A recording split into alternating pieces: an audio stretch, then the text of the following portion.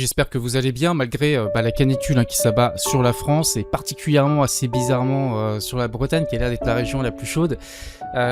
Aujourd'hui, ce qu'on va faire, c'est qu'on va faire un petit point sur mon portefeuille. Vous voyez que je me suis remis dans l'univers de Netflix puisque Netflix a rebaissé et tenté de casser un support, mais personnellement sur Netflix, je ne panique pas et au contraire, je conserve et j'attends s'il y a une baisse plus prononcée pour renforcer. Parce que Netflix continue d'avoir des revenus qui augmentent. Je vais te montrer ça. D'ailleurs, je te mets une capture d'écran là directement. Tu vois que les revenus sont en forte hausse. Et donc pour moi, Netflix, il n'y a pas de raison que ça baisse autant et encore beaucoup. D'autant qu'ils ont fait un partenariat avec TF1. D'ailleurs, j'ai regardé sur mon compte Netflix et j'ai déjà la chaîne TF1 entre guillemets qui est incorporée dedans dans le système Netflix. Donc pour moi, tout ça, c'est plutôt positif, donc j'ai aucune raison de m'en débarrasser pour du long terme, même si l'action est plutôt sur un move baissier à l'heure actuelle.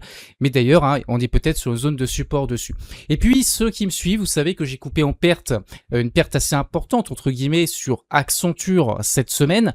D'ailleurs, probablement à tort, parce que Accenture va sans doute remonter par la suite, parce qu'elle est quand même, de mon point de vue, sous-valorisée très clairement. C'est juste une question de temps. Mais j'ai préféré la couper parce que je voulais renforcer d'autres lignes dans lesquelles j'ai beaucoup plus confiance pour du long terme. Et c'est pour ça que je me suis aussi posé la question, on va voir ça tout à l'heure dans le portefeuille, sur Paychex qui publie des résultats ce mercredi, parce que je voulais pas, comme sur Accenture, que les résultats fassent énormément baisser l'action. Mais comme j'ai, entre guillemets, déjà pris des petits gains dessus, il me reste qu'une petite ligne. Et Paychex, c'est pareil, elle fait toujours du chiffre, elle fait toujours des résultats positifs. Et donc, je vois pas l'intérêt de la clôturer, alors pour moi, elle est sous-évaluée. Peut-être que demain, je vais regretter et qu'elle va baisser énormément. J'ai posé un sondage dans mon canal Telegram pour demander votre avis, ce que vous feriez à ma place.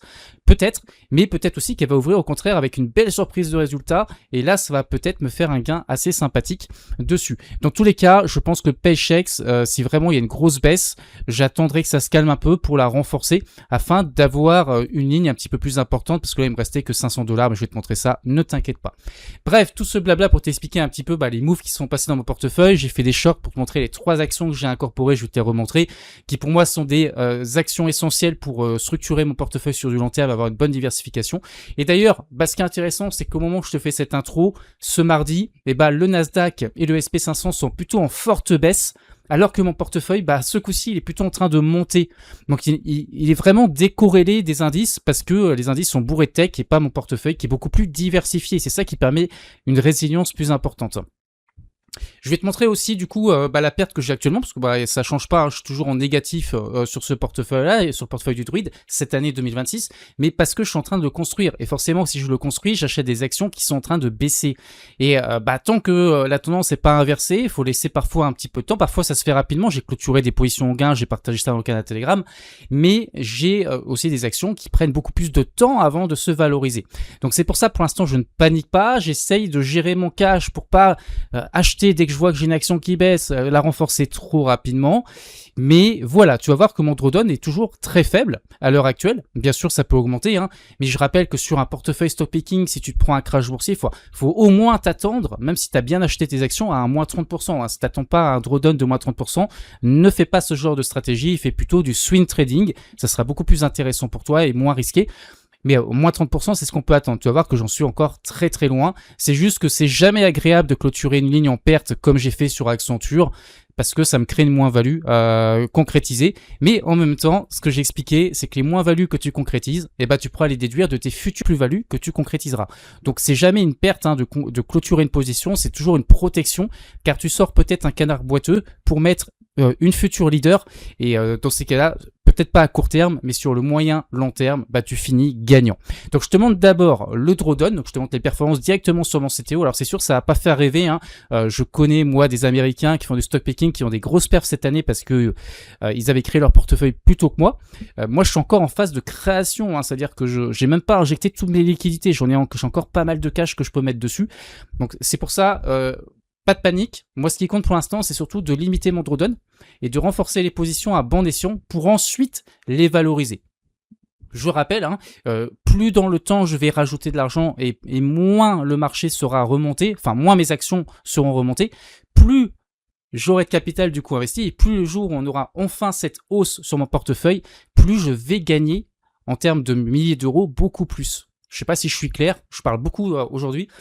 Mais si c'est pas clair pour toi, bon, je reparlerai de toute façon dans le futur, on a largement le temps de voir tout ça. Bon, alors tout d'abord, je vais te présenter les petits moves qu'il y a eu dans mon PEA, enfin surtout le move, c'est Crédit Agricole, parce que Crédit Agricole, tu vois, je trouve qu'on est assez cher, même si on reste dans un canal haussier à long terme, et donc hein, on peut encore aller chercher cette résistance, donc il y aurait du potentiel pour lancer un nouveau bull market par la suite. Mais par contre, je pense qu'avant ça, eh bien, on va travailler ce pivot ici, on va peut-être corriger un petit peu pendant X temps pour avoir un peu plus de gaz. Et donc pour l'instant, moi j'ai pris tous mes bénéfices Crédit Agricole, ce qui me permet d'augmenter ma plus-value de l'année sur mon PEA. Donc pour l'instant, je te dis pas exactement à combien je suis en performance, mais ça ne change pas grand-chose, je dois être à peu près à plus, allez, je dois être à plus 21% encore, donc ça reste stable en fait. Ce qui pourrait me faire vraiment augmenter ma performance, c'est surtout si les positions sur Essilor et Sanofi, parce que je me suis exposé quand même pas mal dessus, car ce sont les seules, enfin les valeurs qui ont le plus baissé, qui sont encore très basses. D'ailleurs, on peut aller voir rapidement. Essilor, d'ailleurs, on se demande si on va pas aller beaucoup plus bas, parce que on est peut-être en train de casser un niveau de support. Voilà, tu vois Essilor, hein, on est revenu sur ce pivot. Mais on a l'air de vouloir baisser encore. Donc on va voir jusqu'où on va. Je peux encore renforcer Essilor parce que je suis moins exposé sur Essilor que sur Sanofi, mais je pense en tout cas pour du très long terme, on est sur des niveaux exceptionnels d'achat.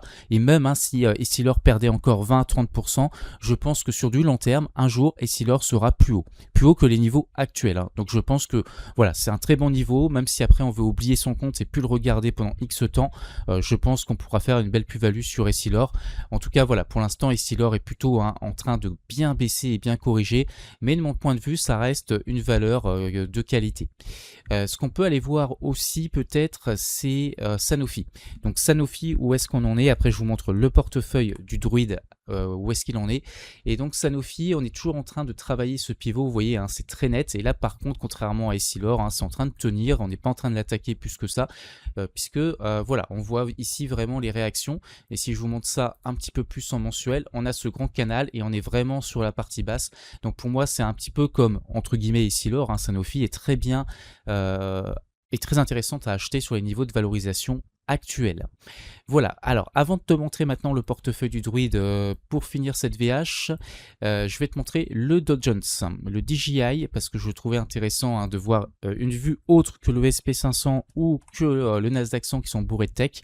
Le DJI est aussi dans ce mouvement haussier, on le voit ici très nettement, et donc on est au sein d'un canal ici, on va avoir du mal à monter trop vite et trop fort parce qu'on s'approche des grosses résistances.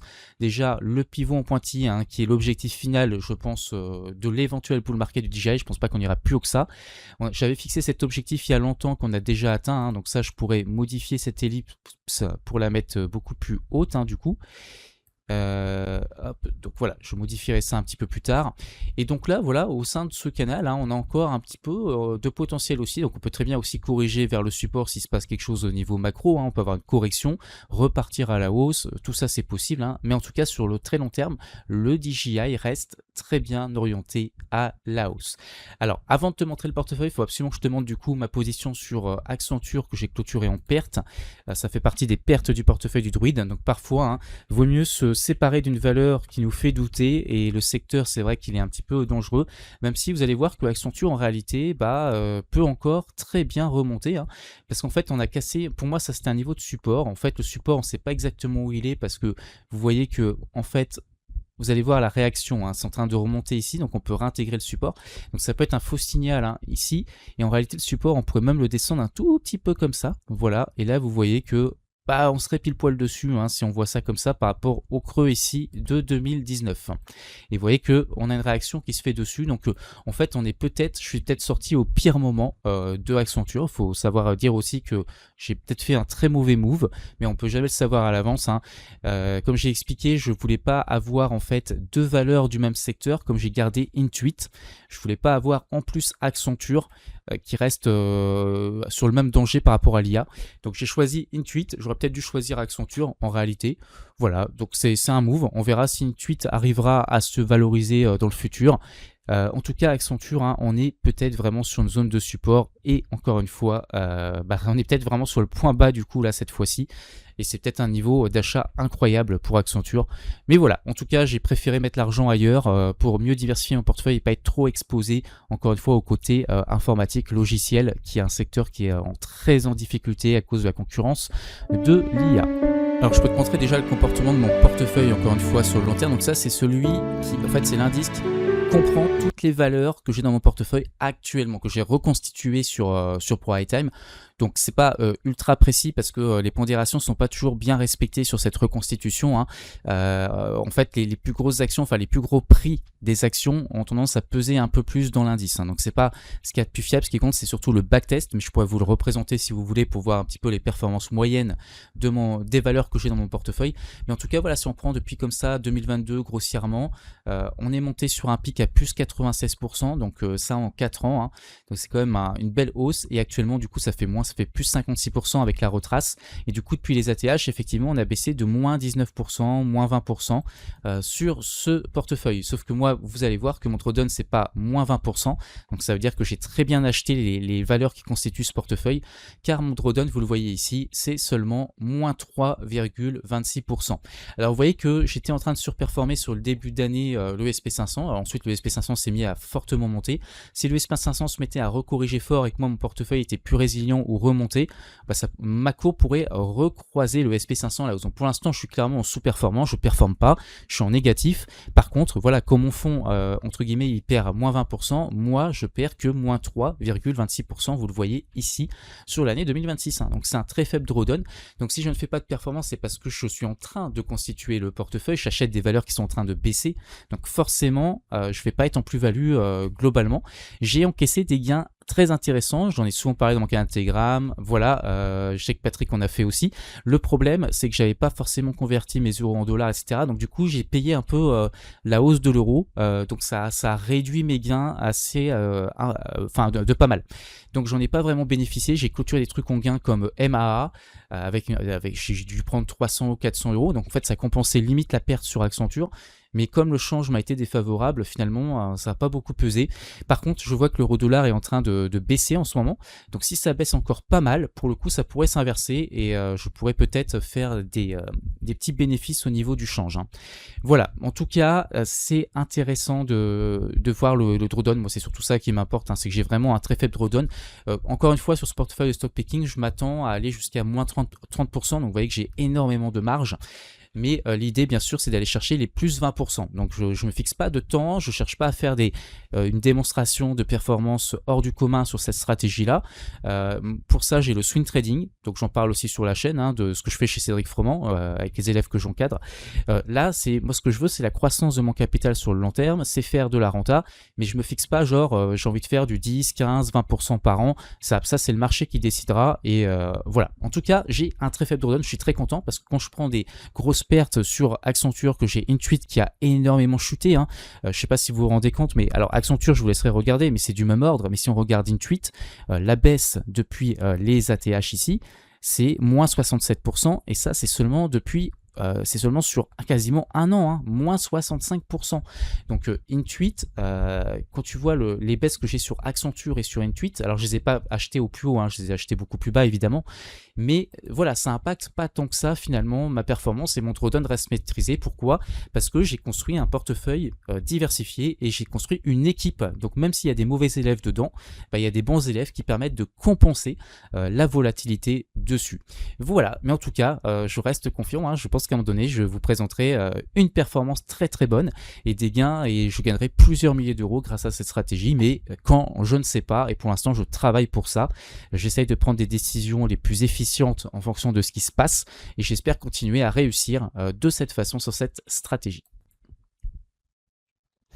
Alors du coup voilà, on va pouvoir attaquer le portefeuille. Donc là je pense que vous n'allez pas voir, mais en fait hier alors que le SP500 et le Nasdaq étaient fortement baissiers, mon portefeuille était haussier. Donc ça c'était vraiment une bonne journée pour le coup hier. Donc la situation actuelle, hein, c'est que j'ai encore un petit peu d'espèces parce que j'ai rajouté un petit peu d'argent.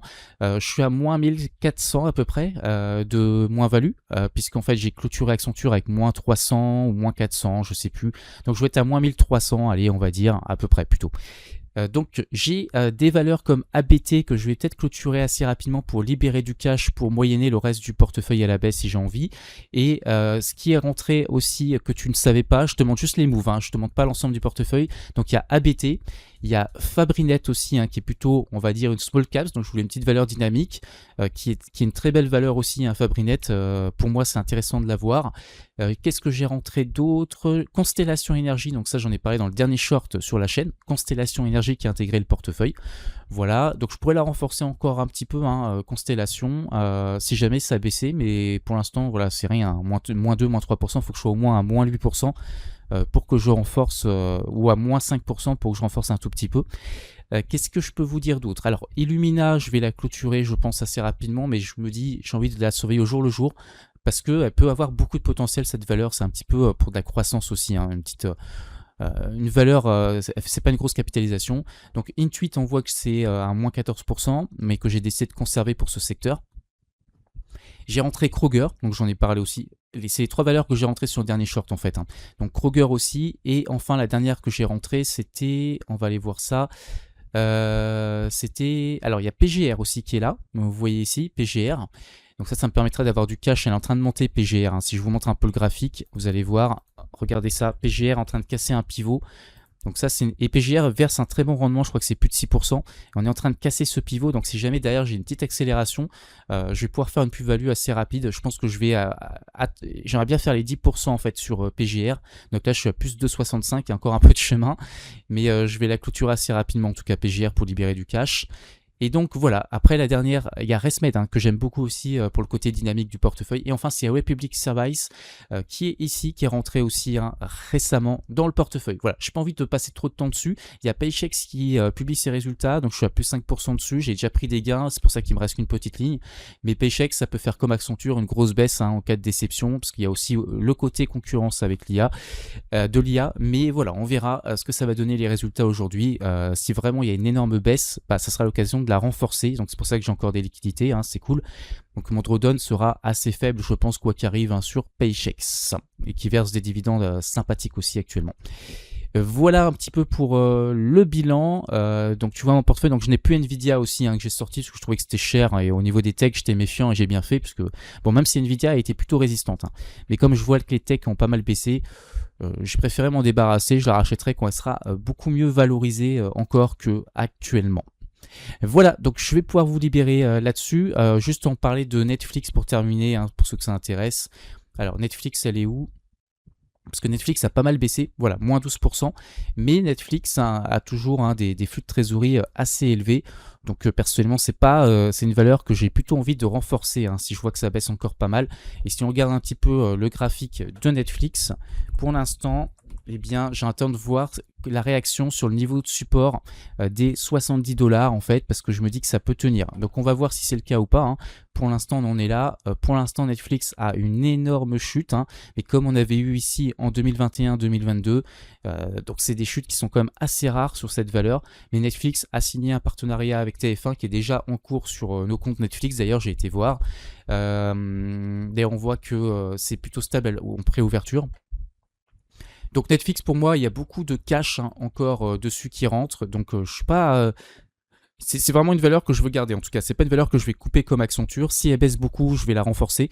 Mais je vais la conserver dans mon portefeuille du Druide. Voilà. Alors avant de te laisser, petite mise à jour, parce que je t'ai tourné la vidéo, c'était le mardi, pardon, et là on est mercredi, et ce mercredi, bah, très belle surprise, mon portefeuille est en train de remonter, donc j'ai pas mal de lignes qui sont en train de bien booster aujourd'hui, et tu vois ici que je suis remonté déjà à moins 1,87%, donc tu vois que mon objectif c'est vraiment de finir par rattraper le SP500 qui a pris beaucoup d'avance, hein, sur moi, mais ça reste mon objectif, hein, c'est de faire mieux que le SP500, alors si c'est peut-être pas en performance, c'est au moins au niveau de la gestion du risque et du drawdown, tout en me rapprochant le plus possible de ses performances. En tout cas, voilà, j'espère entamer une petite remontada là très prochainement pour remonter, rattraper ce fucking SP500.